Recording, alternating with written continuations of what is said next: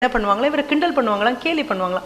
காதுபட கிண்டல் பண்ணுவாங்களாம், காதுபட கேலி பண்ணுவாங்களாம். போனதுக்கப்புறம் முதுகு பின்னால் இருக்கக்கூடிய கிண்டலையும் கேலியும் நம்ம பொருட்படுத்த வேண்டாம். முன்னாலேயே நின்று காதுபட கிண்டல் கேலி, இந்த கேலியும் கிண்டலும் போகும்பொழுது கூட மறக்காமல் சிரிச்சிட்டே வருவாராம். மாணவர்களுக்கு ரொம்ப வருத்தமாக இருக்கும். என்ன கொஞ்சம் கூட இவர் உணரவே மாட்டேங்கிறாரு. எதிரில் வரவங்க கேலி பண்ணுறாங்க, எதிரில் வரவங்க கிண்டல் பண்ணுறாங்க, கேவலமாக பேசுகிறாங்க. அது பின்னால் வந்து இருக்கக்கூடிய எங்களுக்கு எவ்வளோ பாதகமாக இருக்குது, எங்களுக்கு எவ்வளோ வருத்தமாக இருக்குது அப்படின்னு நினைக்கும் பொழுது ஒரு நாளைக்கு பொறுக்க முடியாமல் இதுவே பழக்கமாக போச்சு. கேலிக்கும் கிண்டலுக்கும் உங்களுக்கு எந்த விதமான உணர்வு மாற்றமும் இல்லை அப்படிங்கும்போது தலைமை மாணவன் ஒரு நாளைக்கு தனியாக அவர்கிட்ட கேட்குறாரு, என்ன இத்தனை கேலி பண்ணுறாங்க, இத்தனை கிண்டல் பண்ணுறாங்க, உங்களுக்கு கொஞ்சம் கூட தோணவே தோணாதா? அது மனதை காயப்படுத்தவே காயப்படுத்தாதா? எல்லாரை பார்த்தும் மறுபடியும் புன்னகையோடு சிரித்து சிரித்து மறுபடியும் அவங்கள வாழ்த்திட்டு போயிட்டே இருக்கீங்க. அந்த வாழ்த்துக்கு அவங்க தகுதியான்னு பார்க்க வேண்டாமா? பாத்திரம் மருந்தல்லவா பிச்சையிட வேண்டும் அப்படின்னு.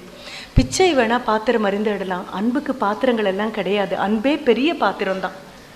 அது எத்தனை வாங்கினாலும் இன்னும் இன்னும் நிறைய நிறைய இன்னும் வேணும்னு பெரிய ஆசையோடு உட்கார்ந்துருக்கக்கூடியது அன்புங்கிற மிகப்பெரிய பாத்திரம். நாம் அன்பை பிச்சையிடுறதா நினைக்கிறோம். அன்பு பிச்சை பாத்திரம் இல்லை, அன்பு அக்ஷய பாத்திரம். அந்த அக்ஷய பாத்திரத்துக்கு கொடுக்கத்தான் தெரியுமே தவிர யாரிடமும் கை